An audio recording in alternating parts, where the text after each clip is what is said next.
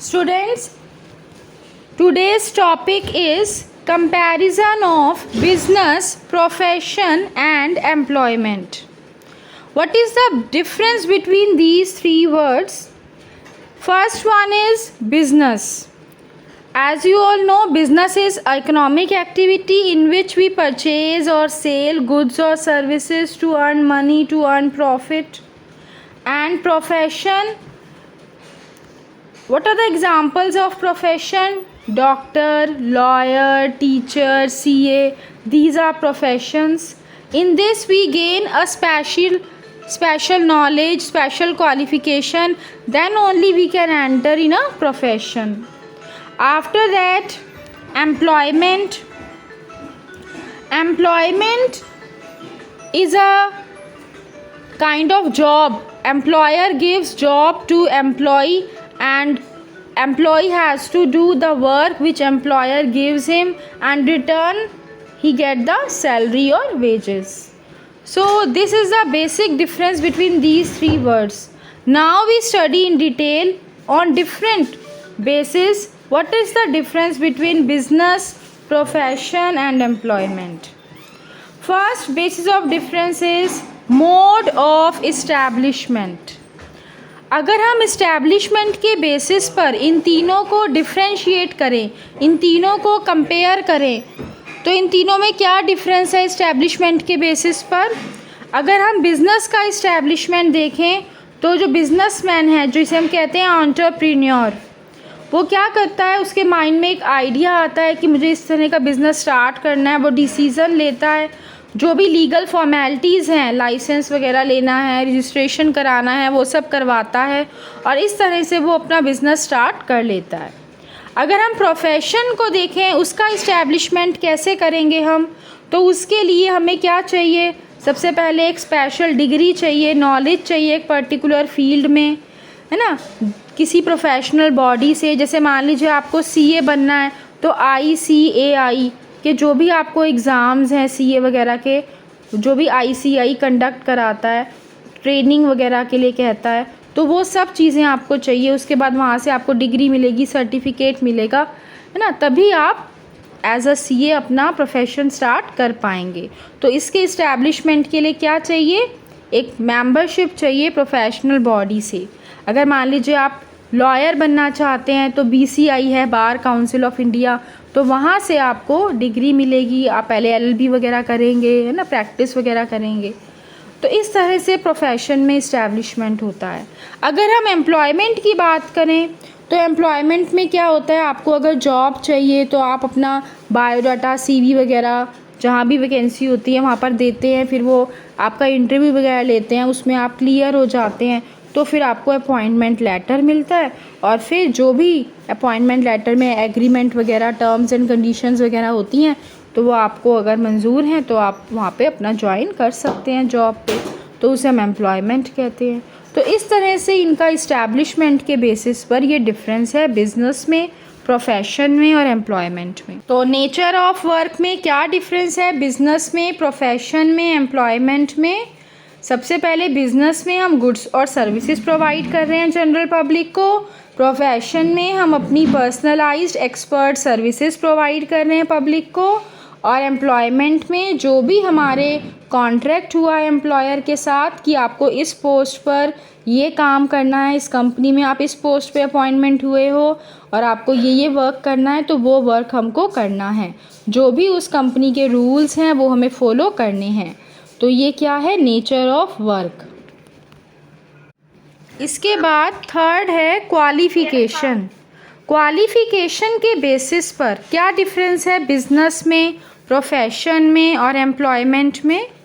अगर हम बिज़नेस में देखें तो कोई मिनिमम क्वालिफ़िकेशन मेंशन नहीं है कि आपको ग्रेजुएशन होना चाहिए, BCom या BBA या BA या BSc ऐसे कुछ होना चाहिए, या MCom, MBA, MSc ऐसा कुछ होना चाहिए, या PhD होना चाहिए. ऐसा कुछ भी कंपल्शन नहीं है.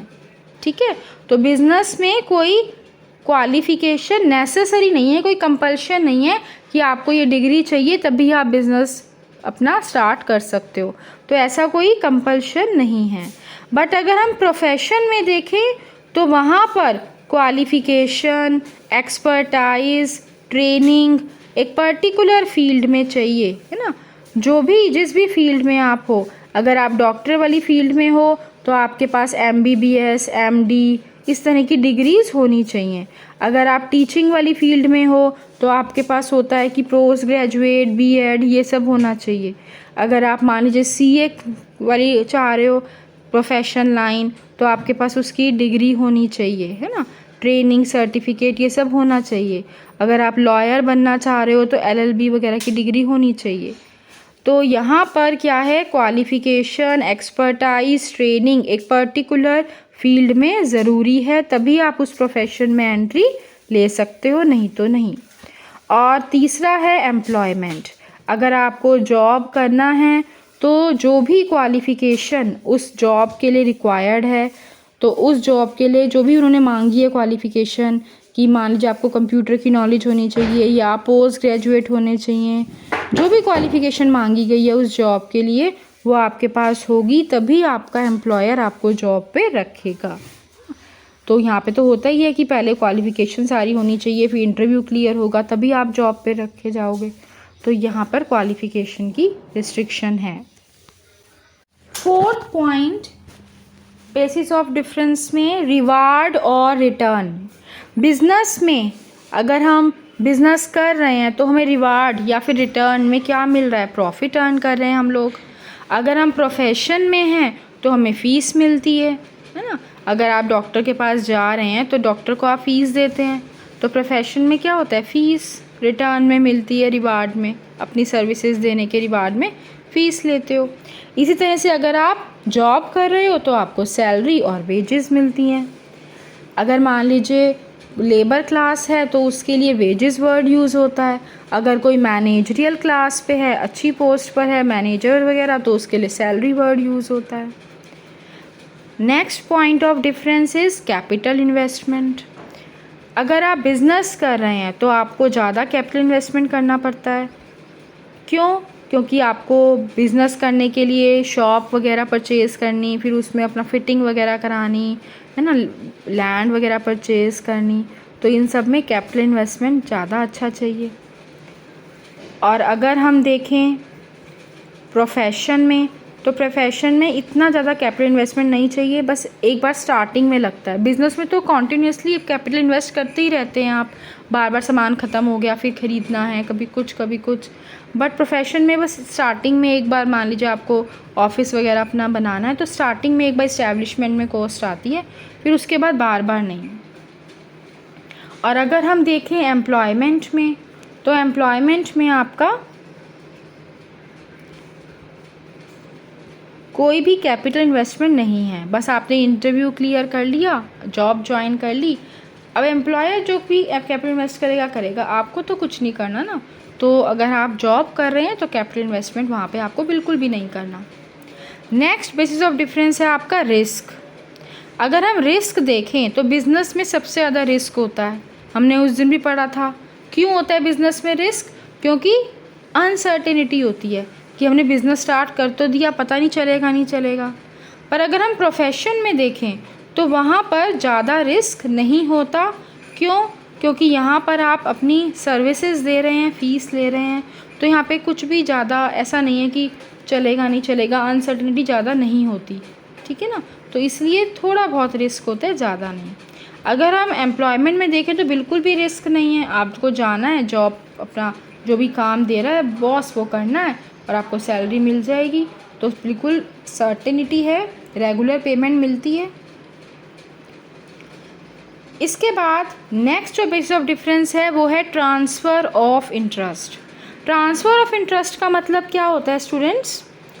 जैसे मान लीजिए आपके फादर का बिज़नेस है, ठीक है, तो वो अगर मान लीजिए धीरे धीरे अब जैसे एज बड़ी हो जाएगी तो वो सोचेंगे कि अब मैं रिटायरमेंट ले लूँ, तो वो कहेंगे कि अब बेटा बड़ा हो गया, चलो वो बिज़नेस संभाल लेगा।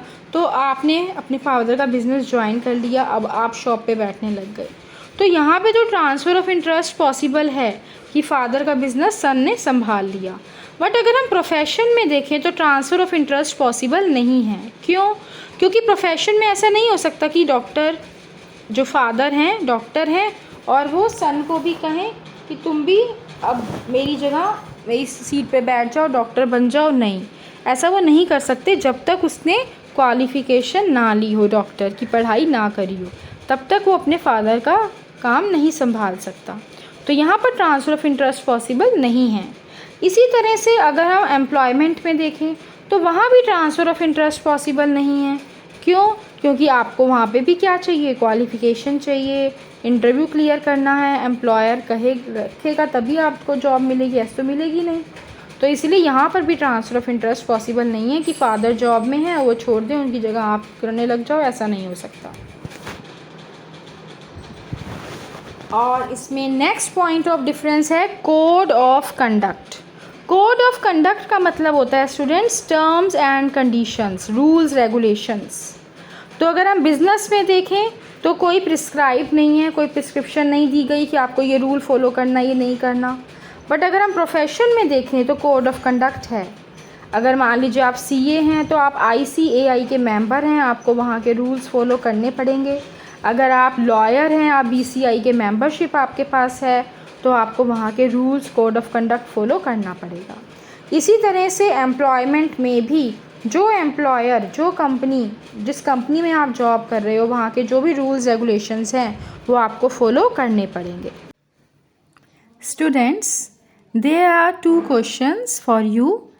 If you know the answer, write it in comment box. जिनका सब्सक्राइब बटन रेड कलर का है वो चैनल को सब्सक्राइब करने के लिए उस पर क्लिक करें और बेल आइकन भी प्रेस करें।